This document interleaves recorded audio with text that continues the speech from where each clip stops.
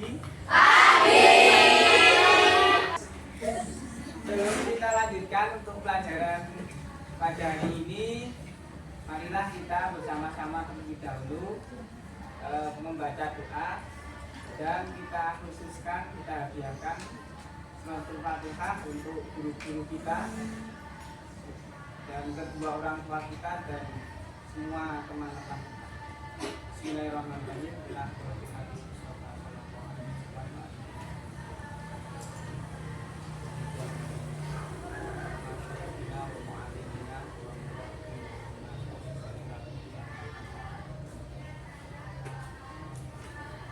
Wani jaina wali kalamina wali mahasana wali ladina salihah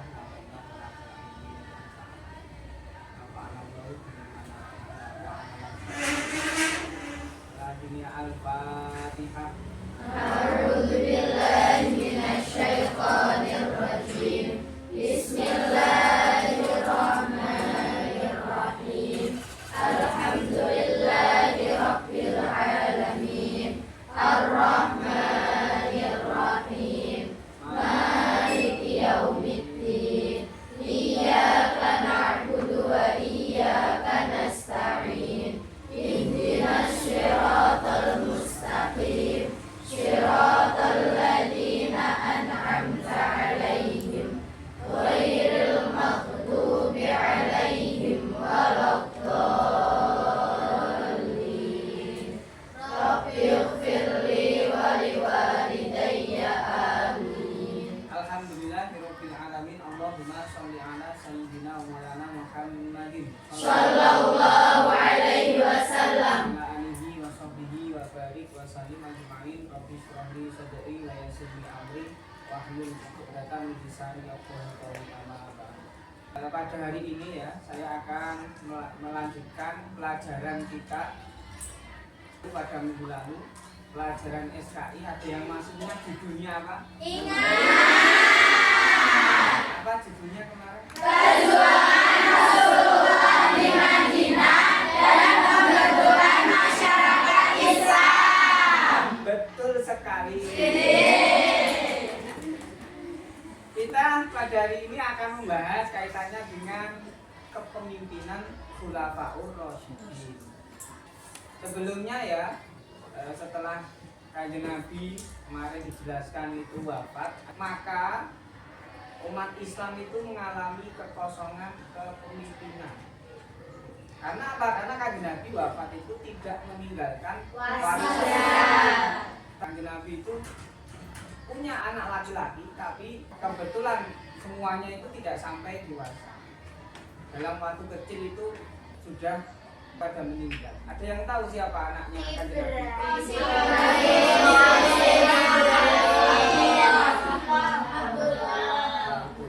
Benar sekali. Sehingga Kanjeng Nabi ketika wafat tidak ada yang meneruskan itu. Dan itu memang hikmahnya, gitu. Itu memang hikmahnya kenapa kok putra-putra Kanjeng Nabi yang laki-laki itu tidak ada yang sampai dewasa. Karena nanti ya bahaya ketika nanti sampai dewasa kok tiba-tiba seperti kerajaan akhirnya harus tahtanya diserahkan ke anaknya, kan jadi repot itu. Kalau anak lakinya pada wafat kan nggak ada seperti itu. Akhirnya Kanjeng Nabi tidak wasiat apapun, tidak meninggalkan wasiat atau warisan apapun, termasuk anak laki-laki yang bisa meneruskan kepemimpinan. Nah, oleh karena itu umat Islam mengalami kekosongan pemimpin, sehingga butuh seorang pemimpin yang dinamakan oleh jadi yang melatar belakangi terbentuknya Khulafaur Rasyidin itu ada 3 kira-kira. Yang pertama ada apa kira-kira? Setelah wafatnya Nabi. Karena pada waktu Nabi wafat itu umat Islam mengalami kekosongan pemimpin. Itu yang pertama. Yang kedua, Nabi tidak meninggalkan wasiat. Terus yang ketiga, karena adanya kesepakatan umat. Ada tahu pengertian Khulafaur Rasyidin atau khilafah? Masa nggak ada yang tahu? Khulafa apa pengertiannya? Khulafa itu dari kata khilafah. Khulafa itu namanya pengganti. Sedangkan ar-rasyidin, ar-rasyidin itu maknanya pemimpin, orang yang mendapatkan petunjuk. Sebenarnya kan isim panggil, kalau ditulis kira-kira kayak gini, al-khilafah. Jadi kan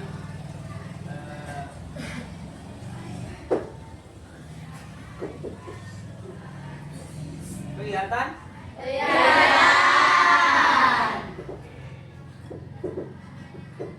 Kira-kira seperti ini. Khulafaur Rasyidin. Khulafa itu dari kata khilafah, namanya pengganti. Ar-Rasyidin itu berarti orang yang mendapatkan berarti sehingga dapat dimaknani bahwa Khulafaur Rasyidin itu adalah pengganti-pengganti Rasulullah yang itu mendapatkan petunjuk dari Allah. Pemimpin yang sangat adil, yang sangat bijaksana, yang itu mendapatkan petunjuk-petunjuk dari Allah. Hanya tertentu. Adakah yang tahu Khulafaur Rasyidin itu ada berapa? 4. Ada? 4. Siapa saja? 4.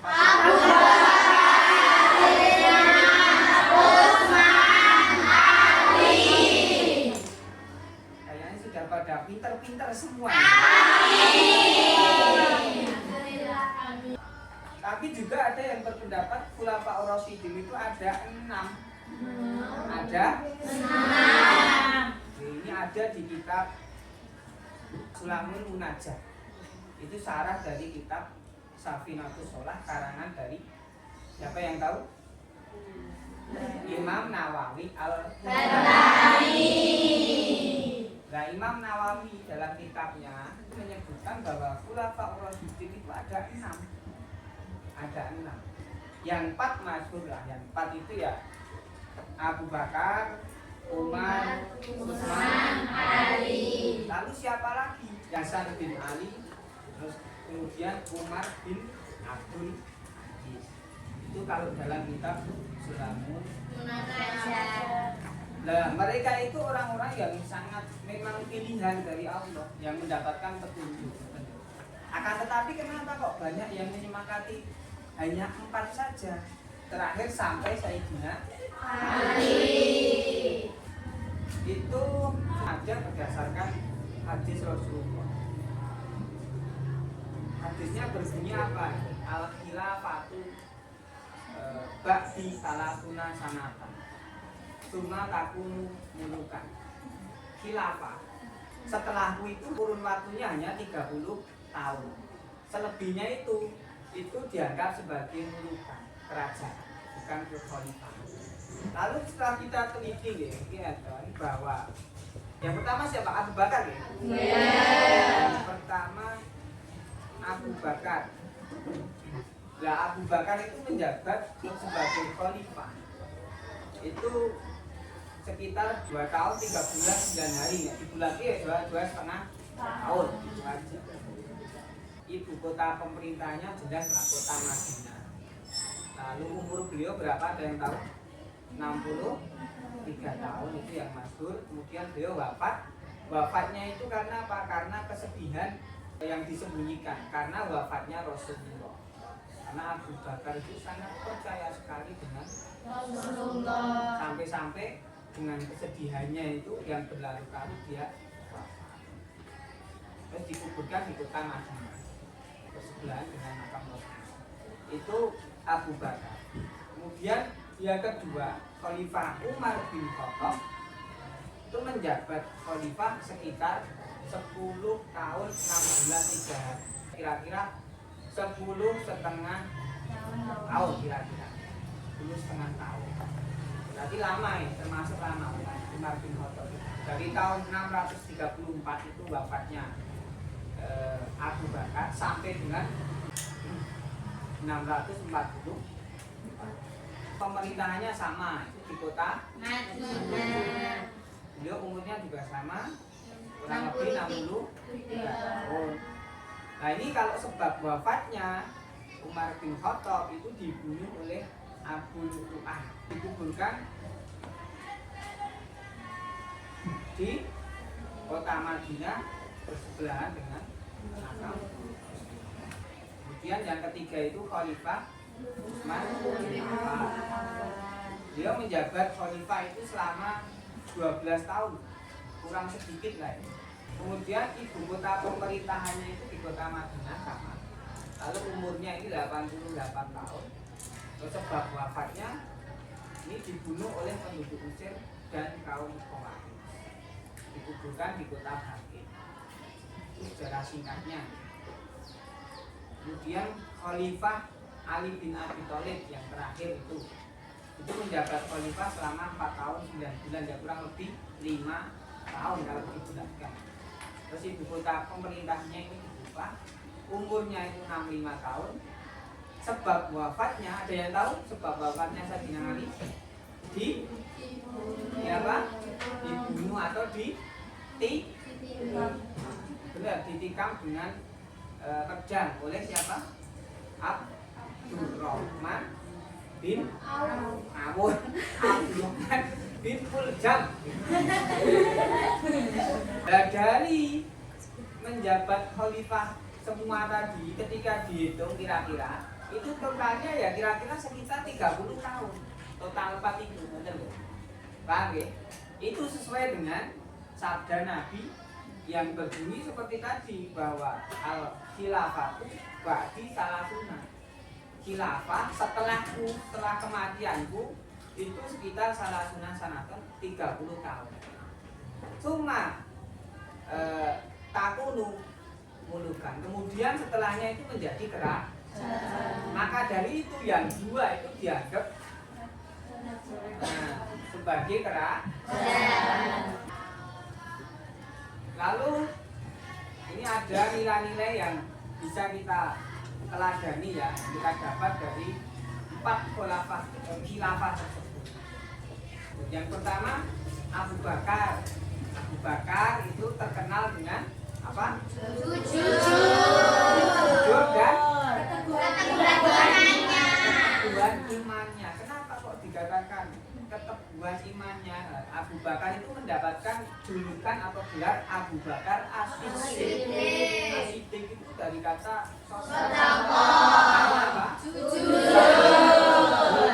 bisa dimaknai yang sangat membenarkan Rasulullah.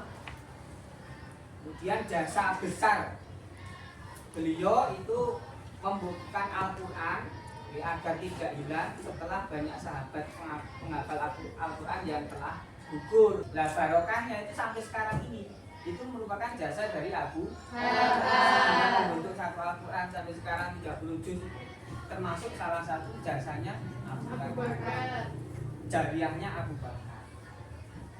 Beliau juga terkenal orang yang menyatukan seluruh umat Islam juga itu setelah wafatnya Nabi itu Abu Bakar.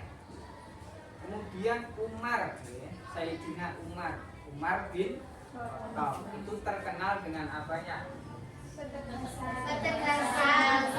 Keadilannya dan ketegasannya, tegas, adil. Umar bin Khattab itu terkenal orang yang seperti itu, sosok pemimpin yang seperti itu. Tegas dalam apa? Tegas dalam menegakkan hukum atau menegakkan keadilan. Tuh, ya kira-kira melanggar ya dihukum. Beliau itu mendapatkan julukan apa? Sayyidina Umar itu Al-Faruq. Apa Al-Faruq itu? Al-Faruq itu pembeda di antara hak dan batil. Julukan Umar bin Khattab. Julukannya Al-Faruq. Terus ini pada masa pemerintahannya Islam itu berkembang sangat luas sampai ke Persia, sampai ke Mesir. Beliau juga membuat kalender Hijriah yang dipakai sampai sekarang. Jadi kalender Hijriah yang dipakai sampai sekarang itu jariah dari Umar bin Khattab. Lalu yang ketiga itu ada Usman bin Affan. Usman bin Affan. Nah ini terkenal dengan sosok apanya? Dermawan Dan ketulusannya. Usman itu dikenal dengan julukan, ada yang tahu?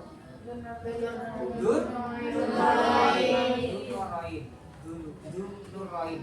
Berarti kan memiliki dua cahaya. Karena apa? Karena memiliki dua Menikahi dua putri Rasul. Siapakah itu?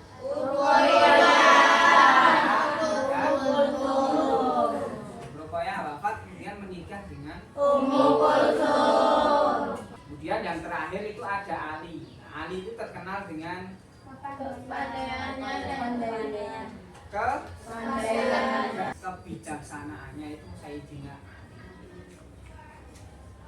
Beliau selain juga sepupu itu juga sekaligus menantu Rasulullah karena pernah menikah dengan istrinya beliau kan juga putri Rasulullah Sayyidatina Fatimah. Rasulullah itu pernah berkata kepada Ali bahwa aku adalah kota ilmu sedangkan kamu adalah pintunya. Karena Ali itu alim sekali, alim. Dari 4 itu kita bisa menggambarkan bahwa pemimpin itu kan bukan hanya soal sebagai penguasa, tapi bagaimana pemimpin itu mempunyai sifat yang adil, yang tegas, yang bijaksana, sehingga itu bisa diterapkan dalam kehidupan atau kepemimpinan pada masa sekarang.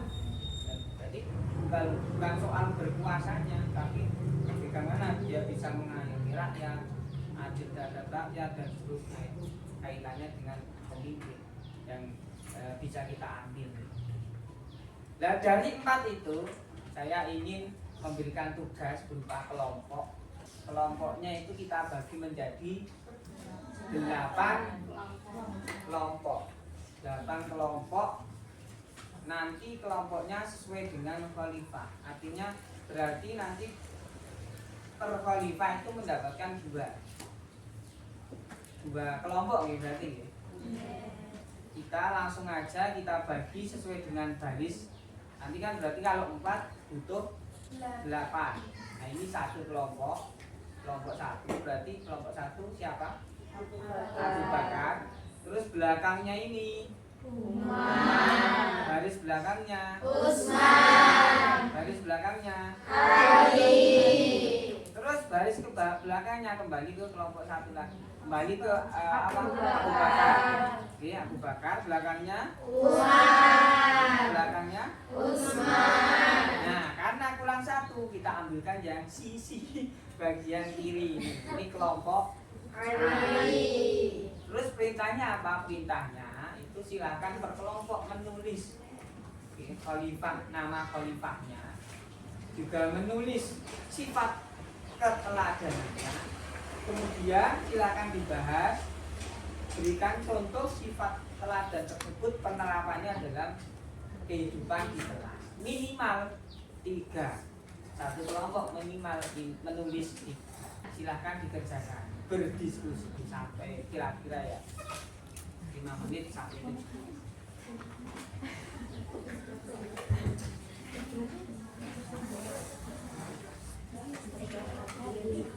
Ya, diskusi.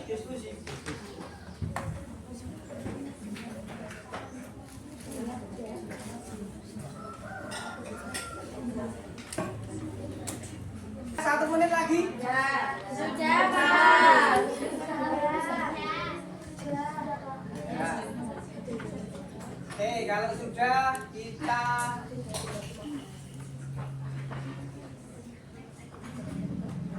bahas ya sama-sama.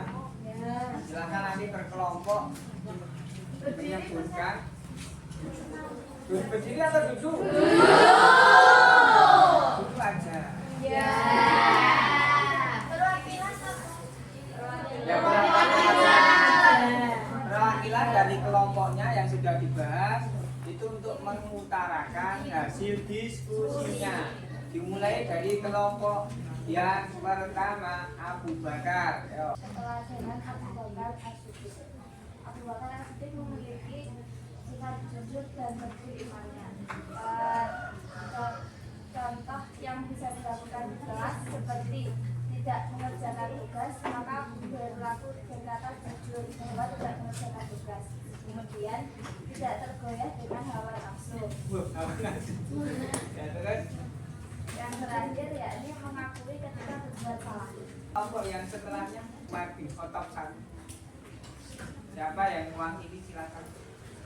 Hasil diskusinya.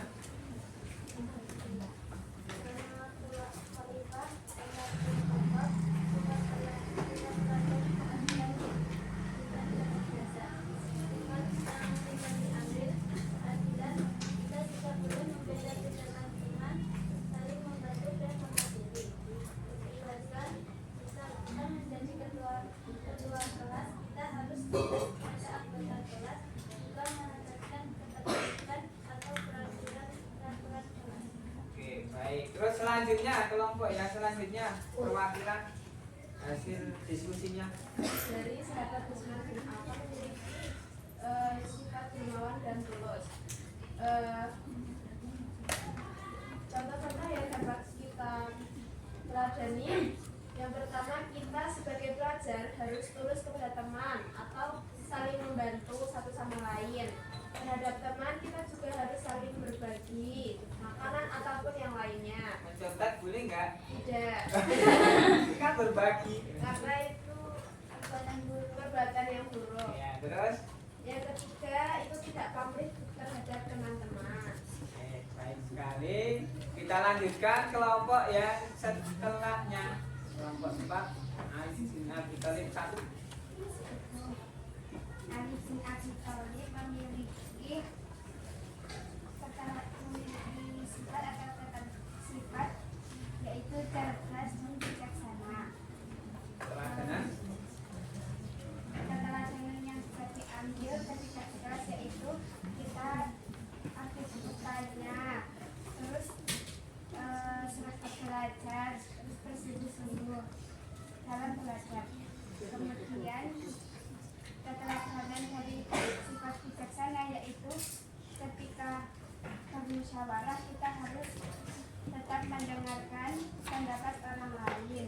Kalau misalnya menjadi Ya, baik. Terima kasih untuk semuanya diskusinya. Berhubung waktu sudah habis ya. Mari untuk terakhir semoga kita semua dapat mengambil pelajaran yang telah kita pelajari. Dan yang paling penting mari kita renungkan dalam diri kita masing-masing apakah kita sudah berusaha memimpin kita sendiri menjadi pemimpin minimal dalam hal-hal yang misal apa? Misal dalam hal tiket tanggung jawab tiket dan seterusnya itu kan dalam hal-hal yang membuang sampah. Nah, apakah kita sudah berusaha seperti itu? Nah, silakan dilakukan kalian sendiri yang tahu jawabannya. Oke, karena ini sudah menunjukkan pukul 10 berarti ini jadwal sudah habis. Maka dari itu untuk mengakhiri pembelajaran kali ini kita tutup bersama dengan doa kafaratul majlis.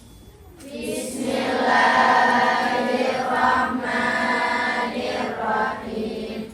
Allahumma inni istaudatuka ma ta'allamtuhu fardudhu ilayya inda hajati ilayhi. Wa sallallahu ala sayyidina Muhammadin wa ala alihi wa sahbihi wa baraka wa sallam. Walhamdulillahi rabbil alamin. Subhanakallahumma wa bihamdika asyhadu an la ilaha illa anta astaghfiruka wa atubu ilaik. Sekian dari saya. Bila akhir ini. Allahumma shalli